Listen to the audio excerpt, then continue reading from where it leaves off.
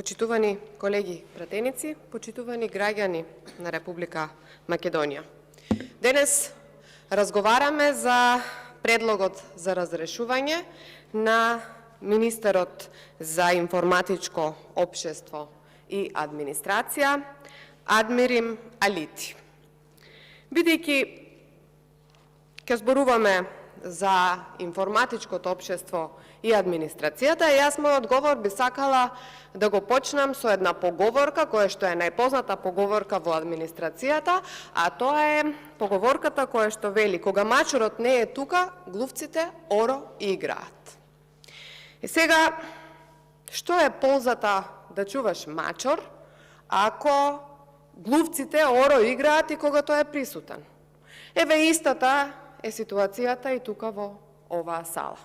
Ако видите дека премиерот на државата е присутен, замислете, пратениците по цел ден ги нема.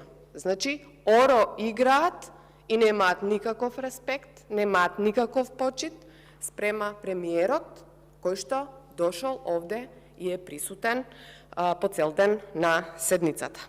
И сега нема да прашувам за пратениците од ДУИ, пратениците на Алијанса на албанците или пратениците на Алтернатива, бидејќи, верувајте ми, ако Али Ахмети е присутен во салата нема игла место кај да падне.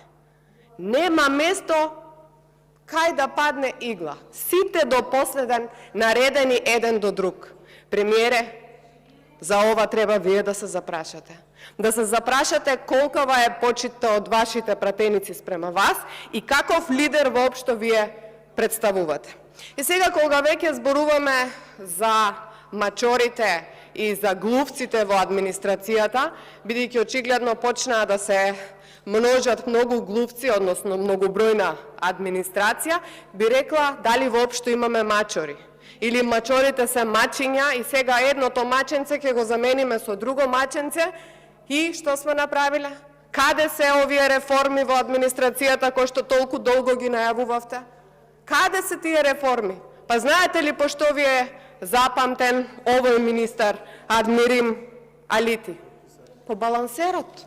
По тоа што тој измислил начин како што повеќе од своите си вработи во државната администрација. И после државата немала пари за сервисни трошоци, за пензии, за плати. Каде е тука логиката?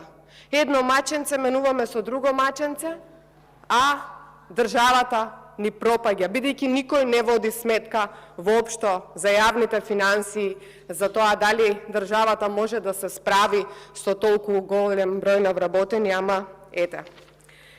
Денес на вестите на некои од порталите излезе дека има еден протест и тоа синдикатот на Македонската пошта бара да се стопира вработувањето на 31 административен службеник.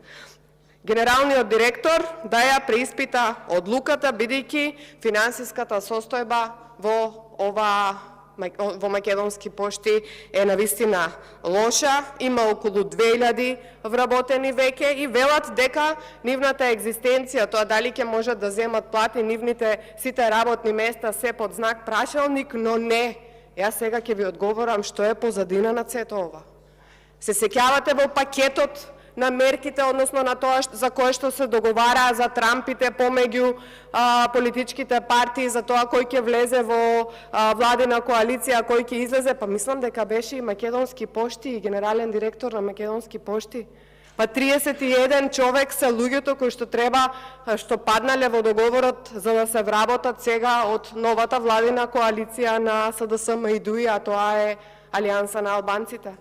Тоа е очигледно. Затоа што сите зборуваат за тоа за колку министри се договориле, сите зборуваат за тоа за колку заменици министри се договориле, колку функционери, директори се договориле, но меѓутоа никој не зборува за колку вработени се договориле. Зошто тој податок не го кажете, барем да бидеме на чисто со целава оваа математика и да знаеме дали воопшто ќе има некакви реформи во администрацијата за тоа што воопшто се залага еве и ова Министерство за информатичко општество и администрација.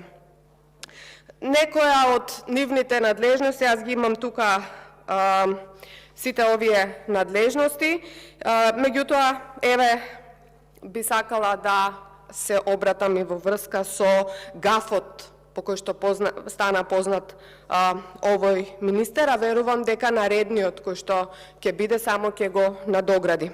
На 16.1.2023 година на Сител излезе дека вест која што вели дека владата ќе проверува дали е точно дека 41,5% од вработените во администрацијата се етнички албанци. Се вработуваат ли повеќе албанци од процентите на правична застапеност во јавната администрација, прашањето кое што се поставува. Оваа дилема ја отвори изјавата на првиот вице-премиер Груби на настан на ДУИ дека процентот на нововработени албанци по државна капа е над 40%.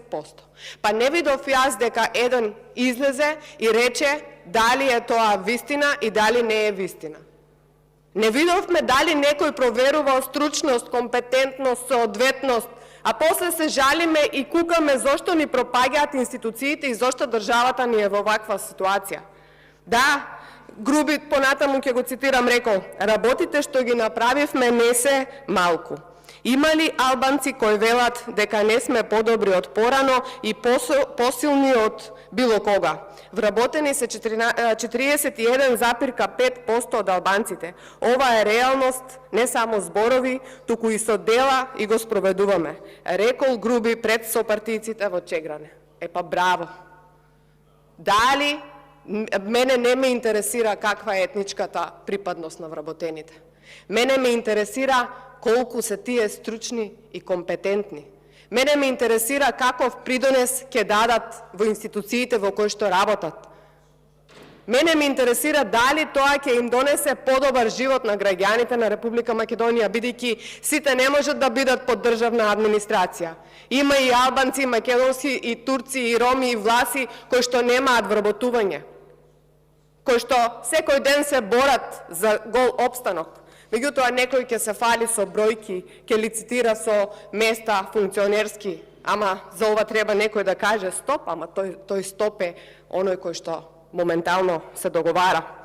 Понатаму, оној кој што би сакала да го искоментирам се всушност начинот на прием воопшто во државната администрација. И затоа сега би сакала да ви прочитам едно кратко сиже на еден човек, еден млад човек, кој што бил магистар на Машинскиот факултет со просек 9,50, кој што аплицирал на јавен оглас за вработување во АЕК и мислејќи дека знаењето и испитите ќе бидат пресудни за вработување на работното место, но не било така. Ова е објавено 9 ноември 2022 година и човекот сведочи, лично кажува што е тоа што му се случило во државната, сакајки да аплицира на место со својата стручност и компетентност во таква државна администрација. Но знаете ли што му се случило? Еве, да ви информирам, бидејќи на вас очигледно овие обичните граѓани што не сакаат да избегаат од Македонија, кои што сакаат да остават свој придонес во државата, не ви интересираат. Тој покажал дека има своje CV, аплицирал на веќе објавен оглас организиран за потребите на АЕК на работна позиција помлад соработник за прибирање податоци и анализа и почнал со оваа постапка. Се пријави, оваа постапка била во 3 фази. Првата фаза била административна селекција, втората фаза, откако ја поминал првата фаза, бил успешно примен на втората фаза, бил повикан во просториите на Агенцијата за администрација, која што всушност е под Министерството за информатичко општество и администрација и полагал испит. Меѓутоа, знаете ли што се случило?